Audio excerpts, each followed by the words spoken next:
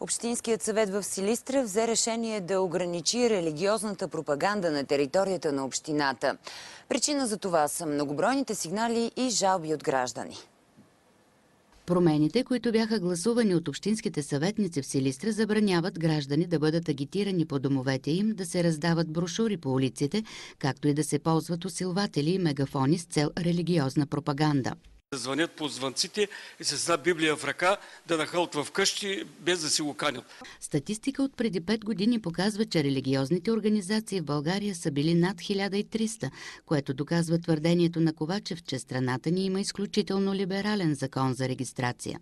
В момента има изключително агресивни вероизповедания, които разполагат с много финансови средства, с кадрови потенциал, които със своите действия застрашават националната сигурност. Емил Неделчев е вече 20 години пастор в християнска протестантска църква в Силистра. Според него цялото ни общество, но най-вече децата, трябва да бъдат предпазени от вредните влияния на съществуващите опасни култове. Той приветства взетото решение, но забраните в него не дават отговор на няколко въпроса. Забранява се пропагандата на улицата. Тогава какво ще се прави с литийните шествия, които нашата православна църква прави? Забранява се използването на мегафони. Тогава какво ще правят мюсюлманите, които на минаретата си имат високоговорители?